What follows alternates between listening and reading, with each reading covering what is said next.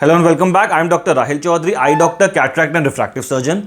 आज के वीडियो में हम लोग बात करेंगे म्यूकरमाइकोसिस या ब्लैक फंगस के बारे में।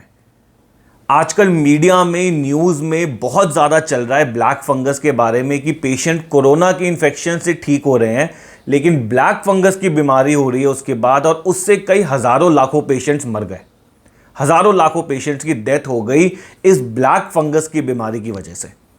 तो क्या है ये ब्लैक फंगस की प्रॉब्लम? ऐसा क्यों कहा जा रहा है कि ब्लैक फंगस की इन्फेक्शन हो जाए तो आपकी आंख की रोशनी चली जाती है, आंख को निकालना पड़ सकता है? कहां से आ गई ये प्रॉब्लम? कोरोना तो एक वायरस की प्रॉब्लम थी, अब ये फंगस की प्रॉब्लम कहां से आ गई, फंगस की बीमारी कहां से आ गई? तो ये सारा कुछ डिस्कस करेंगे हम आज की वीडियो में, और चलिए शुरू करते हैं। देखिए, ब्लैक फंगस जो है ये एक अपॉर्चुनिस्टिक इन्फेक्शन है। अपॉर्चुनिस्टिक इन्फेक्शन का मतलब होता है कि जब भी एक इंसान की बॉडी की इम्यूनिटी कम होगी, जब उसकी बॉडी की अंदर की ताकत कम हो जाएगी, उस पेशेंट को ये ब्लैक फंगस की बीमारी हो जाएगी। अब ये ब्लैक फंगस की प्रॉब्लम इतनी ज्यादा क्यों देखी जा रही है कोरोना के पेशेंट्स में? देखिए, ब्लैक फंगस की प्रॉब्लम कोई नई प्रॉब्लम नहीं है, इसके बारे में हमें पहले से ही पता है। इनफैक्ट लास्ट ईयर जब कोरोना की पहली वेव आई थी, उसमें भी कई सारे पेशेंट्स को ब्लैक फंगस की इन्फेक्शन हुई थी, ब्लैक फंगस की प्रॉब्लम की वजह से डेथ हुई थी। लेकिन उस समय इतने कम लोगों को हुई थी कि ये बात न्यूज़ में या मीडिया में नहीं आई।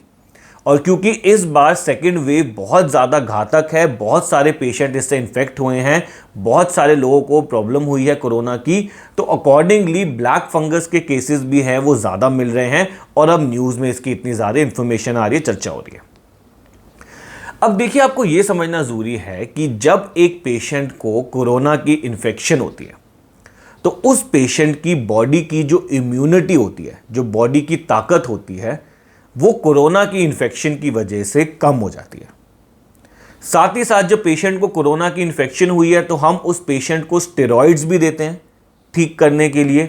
ये स्टेरॉइड्स आपकी बॉडी की इम्यूनिटी को और कम कर देते हैं। और मान लीजिए ये कोरोना की इन्फेक्शन कोई ऐसे पेशेंट को हुई हो जिसकी बॉडी की इम्यूनिटी पहले से ही कम है। मान लीजिए डायबिटीज़ का पेशेंट हो, HIV एड्स का पेशेंट हो, कैंसर का पेशेंट हो, या कोई ऐसा पेशेंट हो जिसका कोई ट्रांसप्लांट हुआ है, किडनी ट्रांसप्लांट हुआ है, या वो पेशेंट कुछ ऐसी दवाइयाँ खा रहा हो जिससे बॉडी की इम्यूनिटी वैसी कम हो जाती है। तो इस तरह के पेशेंट्स में जिनकी इम्यूनिटी पहले से ही कम है, उन लोगों को जब कोरोना की इन्फेक्शन हो रही है और स्टेरॉइड्स चल रहा है, तो उनकी इम्यूनिटी इतनी ज़्यादा कम हो जाती है कि ये ब्लैक फंगस की प्रॉब्लम, ये ब्लैक फंगस की बीमारी उनको हो जाती है। तो आपको इससे बहुत ज़्यादा नहीं घबराना, बहुत ही कम लोगों को ये प्रॉब्लम होगी, स्पेशली उन लोगों में होगी जो इम्यूनो कॉम्प्रोमाइज्ड हैं। तो अगर आप एक हेल्दी एडल्ट हैं, हेल्दी इंसान हैं, आपकी बॉडी हेल्दी है, रोबस्ट है, इम्यूनिटी अच्छी है, आपको कोरोना की इन्फेक्शन हुई, कोरोना से रिकवर हो गए, तो आपका ब्लैक फंगस का होने का चांस बहुत कम है कंपेयर टू एक ऐसा इंसान जिसकी इम्यूनिटी पहले से ही कम है। लेकिन इसका मतलब ये नहीं है कि आप ढील दें, आप सावधानी बरतना बंद कर दें। आपको पता होना चाहिए कि ब्लैक फंगस की इन्फेक्शन में होता क्या क्या है, कैसे इसको पकड़ा जा सकता है, कैसे शक पैदा होता है, और कब आपको अपने डॉक्टर से मिलना है। क्योंकि मैं कई सारे पेशेंट्स को ऐसा देखता हूँ कि वो कोरोना से रिकवर होते हैं और उनको सांस लेने में तकलीफ हो रही है, वो कहते हैं डॉक्टर साहब मेरा थोड़ा सा मुंह सूज रहा है, नाक में प्रॉब्लम आ रही है, ऐसा लग रहा है स्टफी स्टफी है। तो डॉक्टर उनको बोल देते हैं कि आप अभी कोरोना की इन्फेक्शन हुई थी आपको, अभी तो आप रिकवर हो रहे हैं, ये प्रॉब्लम कुछ टाइम में ठीक हो जाएगी। लेकिन उनको ये पता नहीं चल पाता कि हो सकता है उनमें ब्लैक फंगस की प्रॉब्लम हो रही हो, और जिसका टाइमली इलाज ना किया गया तो बहुत घातक हो सकती है, पेशेंट की डेथ भी हो सकती है। तो कैसे पता करें कि आपको ये ब्लैक फंगस की प्रॉब्लम हो रही है? देखिए, अगर आप कोरोना से रिकवर कर रहे हैं या कोरोना से रिकवर कर चुके हैं और उसके बाद भी आपको सांस लेने में बहुत ज़्यादा तकलीफ आ रही है, ऐसा लग रहा है कि नाक में कुछ फंसा हुआ है, नाक स्टफी स्टफी लग रही है, या मान लीजिए नाक में सूजन आ रही है, देखिए ये ब्लैक फंगस की इन्फेक्शन जो है ये बेसिकली नाक और मुंह से शुरू होती है। तो अगर नाक में इस तरह की प्रॉब्लम आ रही है या सांस लेने में दिक्कत आ रही है, तो हो सकता है आपको ब्लैक फंगस की प्रॉब्लम हो रही हो। अब ये प्रॉब्लम जो है ये आगे जाके आंख को कैसे डैमेज करे, क्योंकि बहुत लोग बोल रहे हैं कि इससे अंधापन आ जाता है, आंख खराब हो जाती है। देखिए इसमें होता ये है कि ब्लैक फंगस की इन्फेक्शन आपके नाक या मुंह से शुरू हुई और ये धीरे धीरे धीरे धीरे ऊपर जाती रहती है।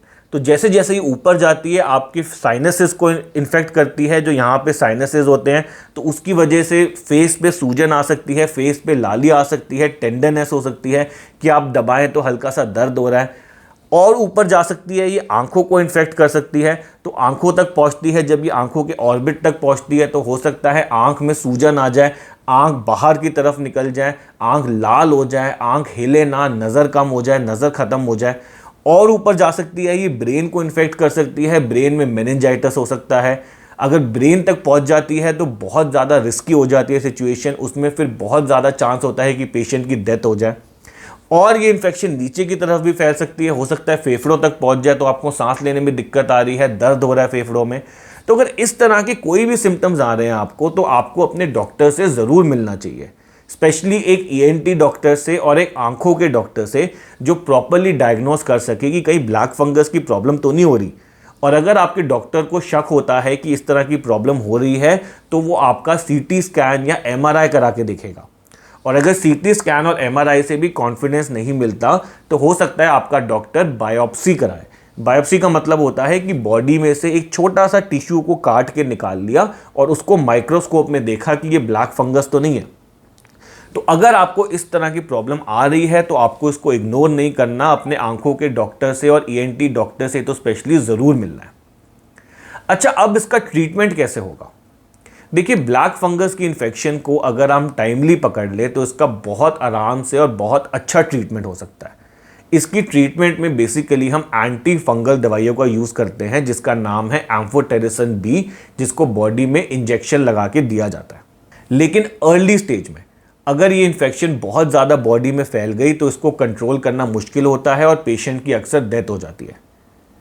ब्लैक फंगस की इन्फेक्शन आंखों से बहुत ज़्यादा रिलेटेड है, क्योंकि अगर ये इन्फेक्शन आंखों तक पहुंच जाती है, ऑर्बिट को ऑक्यूपाई कर लेती है, आंख को इन्फेक्ट कर देती है, तो अक्सर हमें आंख को निकालना भी पड़ सकता है पेशेंट को बचाने के लिए। तो इस वीडियो का पर्पस आपको डराने के लिए नहीं है, लेकिन आपको जागरूक करना ज़रूरी है कि कोविड के बाद इस तरह की प्रॉब्लम्स भी मिल रही हैं, और अगर आपको कुछ भी इस तरह के सिम्टम्स आ रहे हैं तो आप अपने डॉक्टर से ज़रूर कंसल्ट करिए। अर्ली स्टेज में अगर हम इलाज कर दें तो आप बिल्कुल नॉर्मल हो सकते हैं, परफेक्ट हो सकते हैं। जितना आप इसको डिले करते जाएंगे उतना ज़्यादा ये प्रॉब्लम बढ़ती जाती है और एंड स्टेज में पेशेंट की डेथ भी हो सकती है। ब्लैक फंगस का मोर्टालिटी रेट बहुत ज़्यादा हाई है। मान लीजिए 100 लोगों को ब्लैक फंगस की इन्फेक्शन होती है तो 50 लोगों की इसमें डेथ हो जाती है। तो इसके लिए आपको बहुत ही सावधान रहना है, टाइमली आपको अपने डॉक्टर से मिलना है, और अगर इस तरह की प्रॉब्लम आ रही है तो टाइमली उसका इलाज कराना बहुत ज़रूरी है। तो तब तक के लिए आपके मन में और कोई भी डाउट हो कोरोना से लेते हुए तो आप मेरे से वीडियो कंसल्ट भी कर सकते हैं, मेरे से कमेंट सेक्शन में पूछ सकते हैं। मैं कोशिश करूंगा उन सबका जवाब जल्द से जल्द दूं। तब तक के लिए thank you very much for watching this video and I will be back soon.